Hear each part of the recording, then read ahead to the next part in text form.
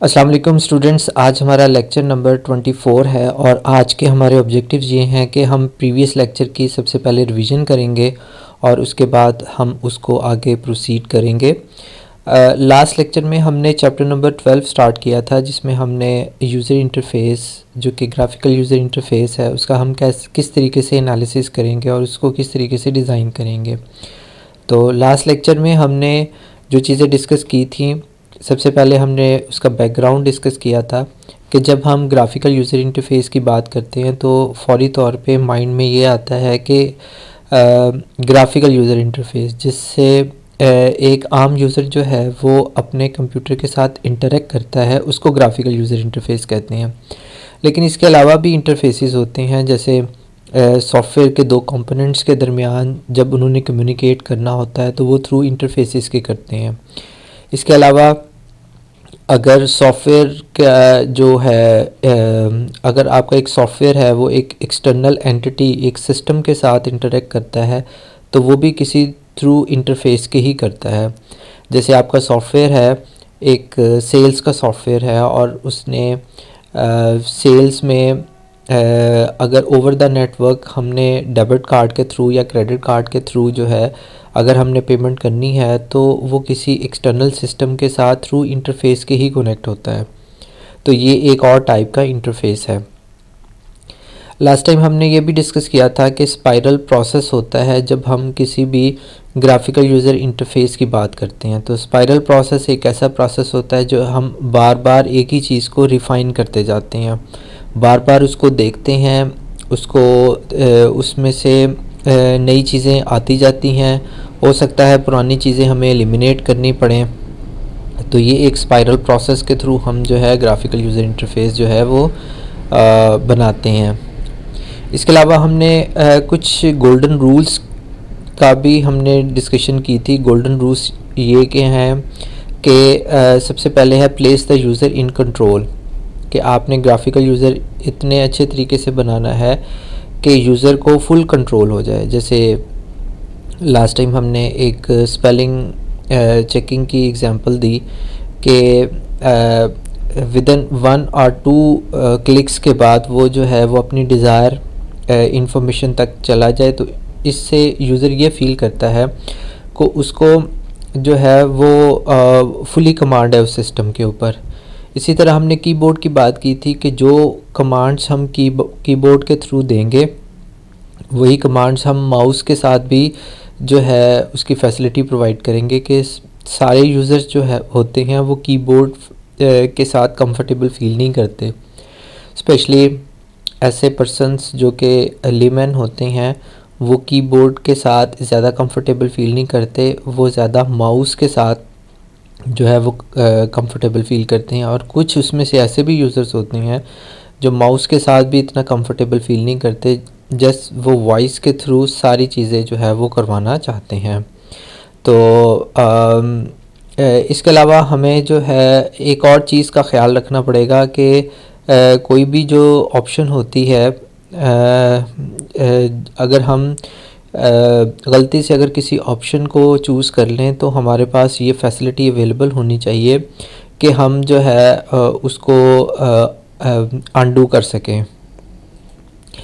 तो ये हमने चीज़ें डिस्कस की थी। इसके अलावा हमने डिस्कस की थी कि कस्टमाइजेशन की जो है वो ऑप्शन हमें देनी चाहिए। कस्टमाइजेशन की ऑप्शन क्या होती है, वो ये होती है कि यूज़र अपनी मर्ज़ी के मुताबिक जो है वो अपने डेस्कटॉप के ऊपर डिफरेंट कलर स्कीम को चेंज कर सकता हो, अपनी मर्ज़ी के मुताबिक इमेजेस को चेंज कर सकता हो। इसको कस्टमाइज़ ऑप्शन कहते हैं। इसके अलावा हमने कहा था कि टेक्निकल डिटेल्स को हमने हाइड करना है। हमने लास्ट में ये डिस्कस किया था कि आपने कुछ इस तरीके से ग्राफिकल यूज़र इंटरफेस करना है कि यूज़र की जो ब्रेन के ऊपर मेमोरी का लोड है वो कम से कम हो। जैसे अगर एक यूज़र है वो अपना लॉगिन या पासवर्ड भूल जाता है, तो बजाय कि हम उससे बहुत ज़्यादा क्वेश्चनिंग करें कि लास्ट टाइम आपने कौन सा रखा था आपके पास, आपने लास्ट टाइम कौन से क्वेश्चंस के आंसर्स इसमें ऐड किए थे, तो इससे ये होता है कि यूज़र की जो मेमोरी है उसके ऊपर बहुत ज़्यादा जो है वो लोड पड़ता है, या फिर यूज़र जो है वो डिफरेंट कॉन्फ़िगरेशन कर देता है अपने कंप्यूटर में, लेकिन बाद में उसको समझ नहीं आती उसने कौन कौन सी सेटिंग्स में जाके जो है वो कॉन्फ़िगरेशन की है।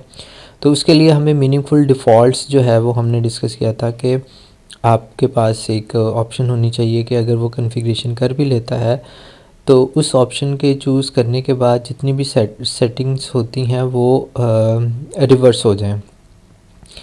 इसके अलावा हमने इंट्यूटिव नेचर की बात की थी कि जो भी हम आइकन्स इसमें इस्तेमाल करेंगे वो इंट्यूटिव नेचर के होने चाहिए। इंट्यूटिव नेचर क्या होती है कि आइकन्स की तरफ देखते ही हमें पता लग जाए कि इस इंटरफेस में इस ऑप्शन की क्या क्या फंक्शनैलिटीज़ है। जैसे फ़ेसबुक में हार्डली कोई पर्सन ऐसा हो जिसने फ़ेसबुक को यूज़ करने के लिए किसी इंस्टीट्यूट में या किसी एकेडमी में जो है उसकी जो है वो ट्रेनिंग ली हो। जितने भी आम यूज़र्स होते हैं वो क्या करते हैं, जब फ़ेसबुक को इस्तेमाल करते हैं तो उसकी चूँकि इंट्यूटिव नेचर बहुत अच्छी होती है, उसके आइकन से भी पता लग जाता है कि इसकी क्या फंक्शनैलिटी है। तो एक आम यूज़र को किसी एकेडमी की या इंस्टीट्यूट में ट्रेनिंग लेने की ज़रूरत नहीं पड़ती। इसी तरह आपका जो सॉफ्टवेयर है उसमें भी इंट्यूटिव नेचर होनी चाहिए ताकि बहुत ज़्यादा उसको ट्रेनिंग की ज़रूरत ना पड़े। और इसमें हम रियल वर्ल्ड मेटाफॉर इस्तेमाल करेंगे। तो रियल वर्ल्ड मेटाफॉर कौन से होते हैं, जो कि डेली लाइफ में हम इस्तेमाल कर रहे होते हैं। जैसे फ़ेसबुक में अगर आपने मैसेज करना है तो मैसेज का जो आइकन होगा वो लेटर होगा। तो अगर हम इसको रियल वर्ल्ड मेटाफॉर में देखें तो एक लेटर जो है उससे सारे फेमिलियर हैं।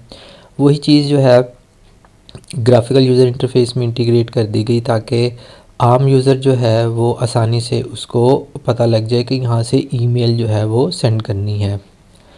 इसके अलावा आपने इंफॉर्मेशन प्रोग्रेसिव फैशन में जो है वो आपने डिस्प्ले करनी है। फौरी तौर पे आपने सारी इंफॉर्मेशन डिस्प्ले नहीं करनी, क्योंकि आम यूज़र जो होती हैं वो बहुत ज़्यादा कंसर्न नहीं करते कि एकदम से उसको इन्फॉर्मेशन दे दी जाए। तो प्रोग्रेसिव वे में आहिस्ता आहिस्ता उसको इन्फॉर्मेशन देनी है और शुरू में आपने एब्स्ट्रैक्ट लेवल की जो है वो इन्फॉर्मेशन देनी है। आज हम डिस्कस करेंगे कि अपने इंटरफेस को आपने कंसिस्टेंट बनाना है कि एक ही उसमें कंसिस्टेंसी हो, यानी कि अगर आपका ग्राफिकल यूज़र इंटरफेस में कलर स्कीम है तो वो सारे पेजेस पे वही होनी चाहिए। अगर बटन का एक स्टाइल है तो वो सारे जो है इंटरफेसेस में ऐसे ही हो।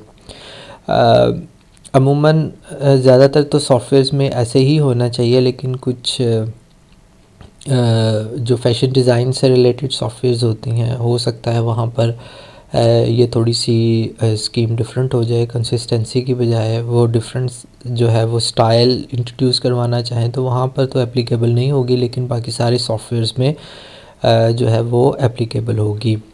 The interface should present and acquire information in a consistent fashion. तो जितना भी हमारे पास इंटरफेस होगा उसके ऊपर एक ही स्टाइल से इंफॉर्मेशन हमने डिस्प्ले करनी है। All the visual information shall be organized according to a design standard that is maintained throughout all the screen display। तो जो हमारे पास विजुअल इन्फॉर्मेशन है, तो विजुअल इन्फॉर्मेशन हमारे पास वीडियो भी हो सकती है, कंटेंट भी हो सकता है, इमेजेस भी हो सकती हैं। तो वो एक डिज़ाइन स्टैंडर्ड के मुताबिक ही आपने डिस्प्ले करने हैं। ये नहीं होना चाहिए कि एक इमेज बहुत बड़ा है और एक बहुत छोटा है। डिपेंड करता है आपके बिज़नेस की नेचर के ऊपर। कोशिश करें कि जो इमेजेस की को डिस्प्ले करना है या वीडियो को डिस्प्ले करना है तो एक ही फॉर्मेट में आप करें। Input mechanism shall be constrained to a limited set that is use consistently throughout the application. तो जो भी आपने इनपुट करवानी है, चाहे वो आपने इसके थ्रू करवानी है, कीबोर्ड के थ्रू करवानी है, माउस के थ्रू करवानी है या वॉइस रिकग्निशन करवानी है, तो वो एक ही कंसिस्टेंट वे में आपने करवानी है। Mechanism for navigating from task to task shall be consistently define and implemented. तो ये अब टास्क टू टास्क का मतलब है कि एक टास्क से दूसरे टास्क को हमने परफॉर्म करना है। जैसे आपने स्पेलिंग चेक की अगर आप एग्ज़ाम्पल देखें तो उसके अंदर आप एक टास्क होता है कि जी आपने स्पेलिंग को चेक करना है। दूसरे टास्क में ये है कि अगर वो स्पेलिंग उसमें एग्ज़िस्ट नहीं करता डिक्शनरी में, तो दूसरा टास्क ये है कि आप उसी स्पेलिंग को या उसी वर्ड को जो है वो आप डिक्शनरी में ऐड कर देते हैं। तो ये दूसरा टास्क हो गया। Allow the users to put the current task into a meaningful context. Context का मतलब है कि सियाको सबाक, कि जिस सियाको सबाक में वो आए हैं उसी सियाको सबाक में आपने रहना है।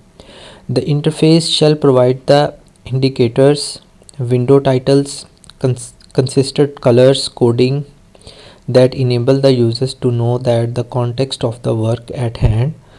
The user shall be able to determine where he or she has come from and what alternatives exist for a transition to a new task. अमूमन अमूमन होता ये है कि जब आप किसी टास्क को जो है वो परफॉर्म करते हैं तो उसमें ये होता है कि अमूमन ये होता है कि जब आप कोई टास्क परफॉर्म करते हैं तो आप एक विंडो से दूसरी विंडो पे, दूसरी विंडो से तीसरी विंडो पे चले जाते हैं। तो अगर आप डिसओरिएंटेशन हो जाए, आप इंफॉर्मेशन लेते हुए किसी और जगह पर आप चले जाते हैं, तो बाज़ औक़ात यूज़र अपना टास्क ही भूल जाता है कि वो किस टास्क के ऊपर आए हैं। जैसे हम कई वेबसाइट्स होती हैं जिसमें हम इंफॉर्मेशन लेने के लिए जाते हैं, तो वहाँ से इतनी ज़्यादा आगे इंफॉर्मेशन आ जाती है कि हम डी ट्रैक हो जाते हैं। हमने जो एग्जैक्ट इन्फॉर्मेशन लेनी होती है हम उससे डी ट्रैक होकर किसी और इन्फॉर्मेशन के पीछे चले जाते हैं, और एक ख़ास पॉइंट पे आगे हमें फ़ील होता है कि हम जो इन्फॉर्मेशन लेने के लिए आए हैं वो तो हमें मिल नहीं रही। तो वो एक ऐसा पॉइंट होता है जहाँ से एग्ज़िट करना हमारे लिए मुश्किल होता है कि हमें समझ नहीं आती कि हमने वापस जो इनिशियल पेजेस हैं वहाँ पर कैसे जाना है।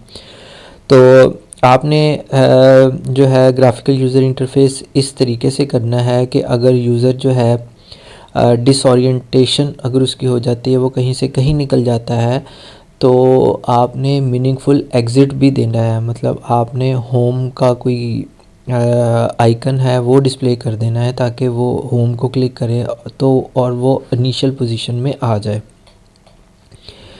Maintain consistency across a family of application. आपने जितनी भी एप्लीकेशन आपने बनानी है उसमें कंसिस्टेंसी होनी चाहिए। A set of applications performing complementary functionality shall all implemented the same design rules so that consistency is maintained for all the interactions। तो यहाँ बात की गई हुई है एप्लीकेशंस की, और इसमें कॉम्प्लीमेंट्री का मतलब ये होता है कि आपके लिए कंपलसरी हैं ये चीज़ें। तो अगर किसी सॉफ्टवेयर में जो बहुत ज़्यादा ज़रूरी चीज़ें होती हैं वो ज़्यादा आप पहले इम्प्लीमेंट करते हैं, और इसके अलावा वो एक ही रूल्स और कंसिस्टेंसी के साथ आप इम्प्लीमेंट करते हैं।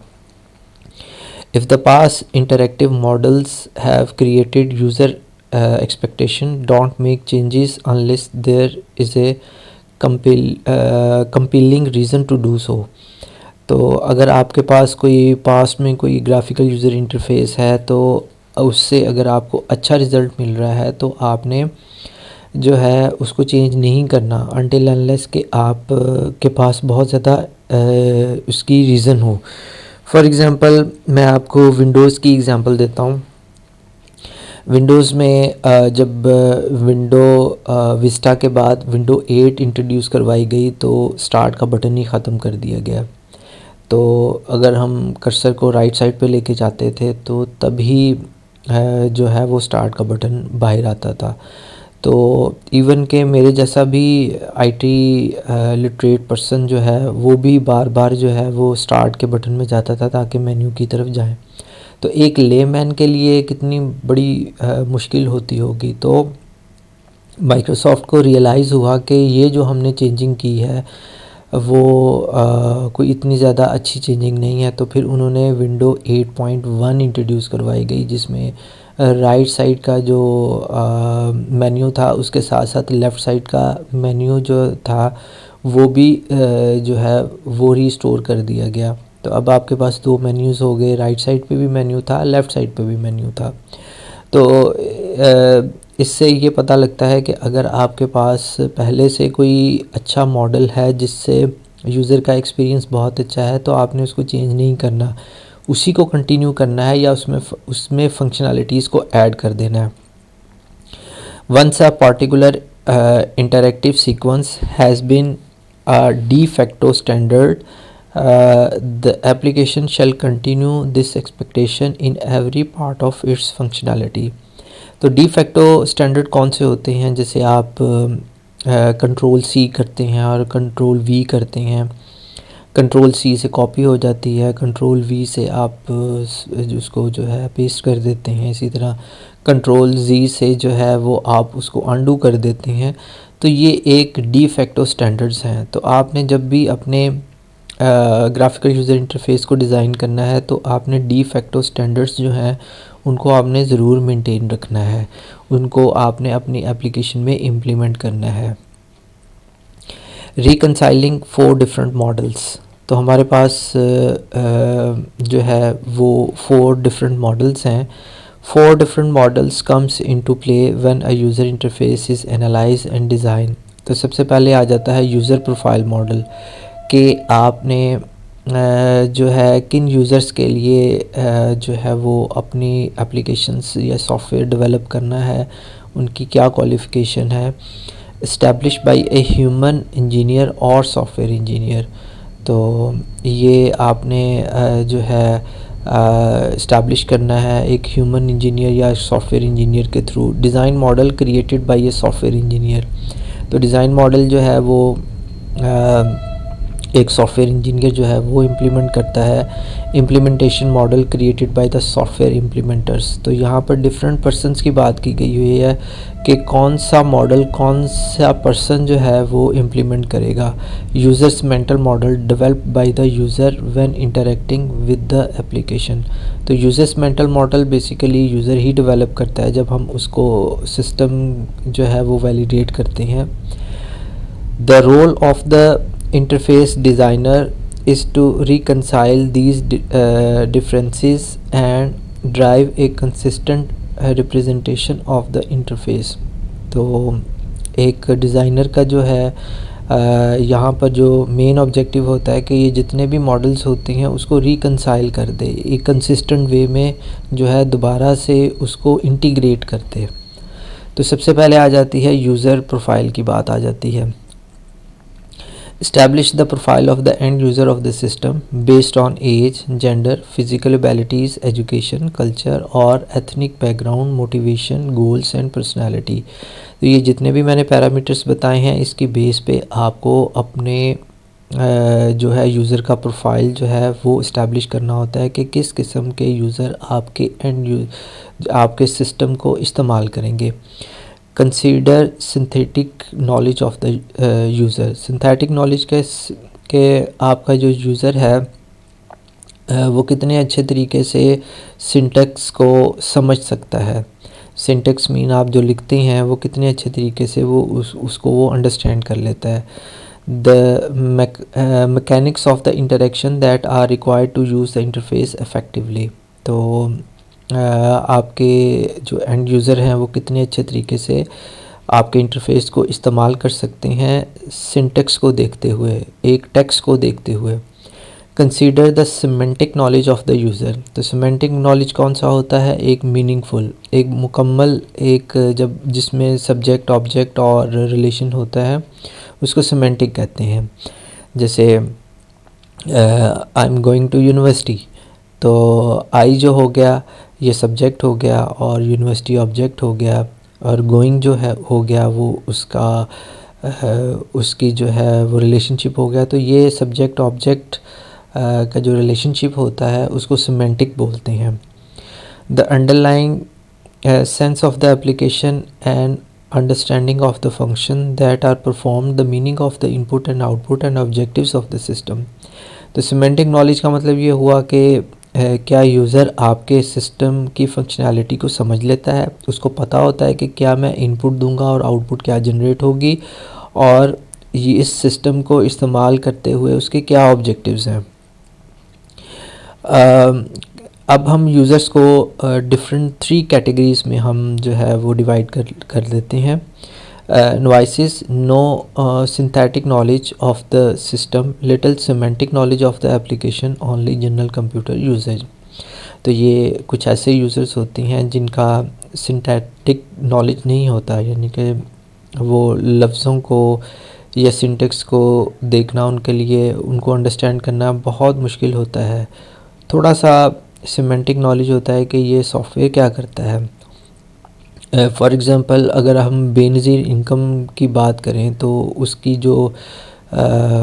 जो पैसे होते हैं वो बेसिकली एटीएम के थ्रू मिलते हैं। तो एटीएम एक सिस्टम है, एक सॉफ्टवेयर है उसके अंदर जो है वो इम्प्लीमेंट हुआ है।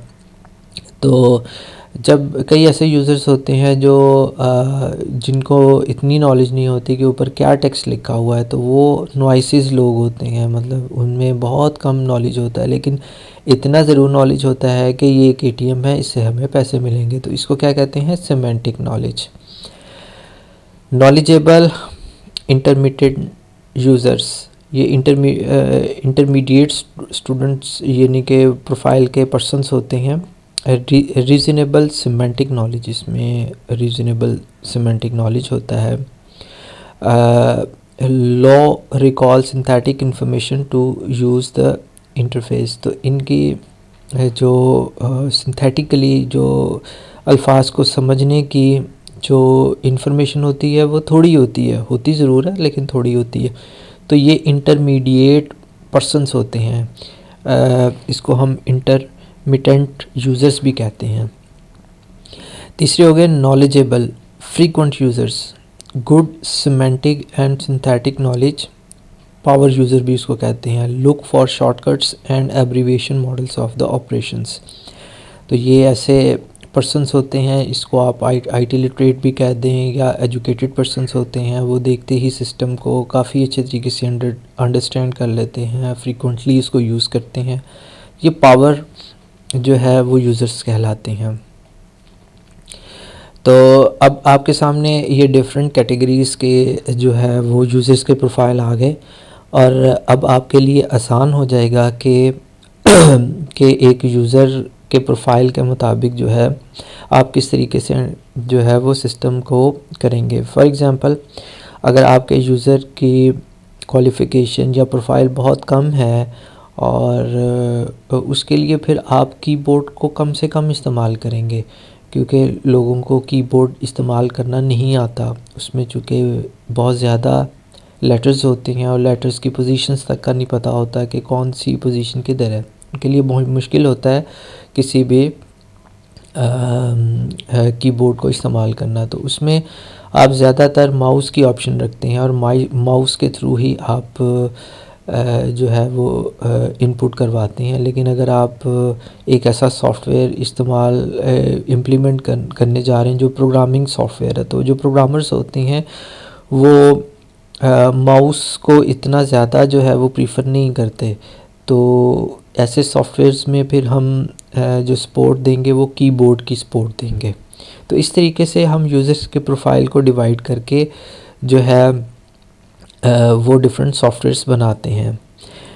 डिज़ाइन मॉडल की बात करते हैं। Drive from the analysis model of the requirements, तो ये डिज़ाइन मॉडल कहाँ से बनेगा? जब हमने रिक्वायरमेंट गैदरिंग की थी उसके बाद फिर हमने एनालिसिस किया था, तो एनालिसिस मॉडल के थ्रू हम इस डिज़ाइन मॉडल को बनाएंगे। Incorporates data architectural interfaces and procedural representation of the software, तो इसमें जितनी भी हमारा डाटा होता है उसका आर्किटेक्चर होता है, इंटरफेस होता है। प्रोसीजरल रिप्रेजेंटेशन का मतलब है कि किस तरीके से, किस प्रोसीजर से, किस सीक्वेंस से आपके सॉफ्टवेयर को इस्तेमाल किया जाए। Constrained by information in the requirement specification that helps defines the user of the system. तो हमारे पास जितनी भी कंस्ट्रेंट इन्फॉर्मेशन होती है, उसमें जितनी भी रिक्वायरमेंट की स्पेसिफिकेशंस होती हैं, वो हमें हेल्प करती हैं यूज़र के सिस्टम को इस्तेमाल करने के लिए किस तरीके से वो कर सकता है। Normally is incidental to other parts of the design model, but it may cases it is as important as the other part। तो अब आप ये देखें कि जब आप फॉर एग्ज़ाम्पल आपके सामने ये है, फ़ाइल को मैं क्लिक करता हूँ तो ड्रॉप डाउन मेन्यू आ जाता है। तो इस ड्रॉप डाउन मेन्यू में आपके पास डिफरेंट ऑप्शंस हैं, ये आपके सामने एक सीक्वेंस में है। इसी तरह एडिट की ऑप्शन में मैं जाता हूँ तो एडिट के टैब के अंदर एडिट से रिलेटेड ही ऑप्शंस हमारे पास अवेलेबल होती हैं, व्यू से रिलेटेड होती हैं। तो इस तरीके से हम डायलॉग बॉक्सेस जो है वो बनाते हैं कि किस बटन को क्लिक करने के बाद कौन सी ऑप्शन को जो है वो हम चूज़ कर सकते हैं। जैसे ये डायलॉग बॉक्स है, स्टेटस डिस्प्ले बॉक्स, यानी कि इसको क्लिक करने के बाद यहाँ इसका स्टेटस आ जाएगा। तो चूँकि ये थोड़ा सा कॉम्प्लिकेटेड है तो मैंने इस इंटरफेस से मैंने आपको एक्सप्लेन कर दिया कि किस तरीके से आप इसको डिज़ाइन करेंगे। इम्प्लीमेंटेशन मॉडल की बात करते हैं। Consist of the look and feel के आपके जो सिस्टम है वो किस तरीके से नज़र आता है, उसकी कलर स्कीम क्या है, उसमें ग्राफिक्स कैसे हैं, उसको देखने से हमारी कितनी अच्छी फीलिंग होती है, बुरी फीलिंग तो नहीं होती। Of the interface combined with all the supporting information, books हो गई, वीडियोस हो गई, help files that describe the system, syntax and semantics. तो इसके अंदर जो है हम जो है वो बुक्स के थ्रू, वीडियोस के थ्रू जो है वो हेल्पिंग फाइल्स के थ्रू जो है हम अपने सिस्टम को डिस्क्राइब करते हैं कि किस तरीके से ये सिस्टम नज़र आएगा। अगर आप किसी गवर्नमेंट के बैंक की वेबसाइट को विज़िट करें और किसी मल्टीनेशनल बैंक के जो है वेबसाइट को विज़िट करें तो आपको फ़ौरी तौर पे आप किसी से भी पूछ सकते हैं कि भी इन दोनों में बताएं कि गवर्नमेंट का बैंक कौन सा है और जो है वो प्राइवेट बैंक कौन सा है। तो वो फ़ौरी तौर पे पता लग जाता है कि मल्टीनेशनल बैंक की जो वेबसाइट होती है उसकी लुक एंड फील बहुत अच्छे तरीके से होती है। दिल करता है कि उस की वेबसाइट को फर्दर एक्सप्लोर किया जाए। जबकि अगर आप गवर्नमेंट के किसी बैंक की इंफॉर्मेशन देखें तो वो आउटडेटेड होती है, दूसरी ये है कि उसकी लुक एंड फील भी वो इतनी अच्छी नहीं होती। strives to agree with the user's mental model, users then feel comfortable with the software and use it effectively। तो अभी यही बात मैंने पहले से की है कि देखने के बाद आप उस वेबसाइट को या उस सॉफ्टवेयर को देखने के बाद अगर आपकी फीलिंग अच्छी होती है, आप उसमें अच्छे ग्राफिक्स हैं, तो इसका मतलब ये है कि आपका मॉडल बहुत अच्छा है। serves as a translation of the design model by providing a realization of the information contained in the user's profile model and the user's mental model।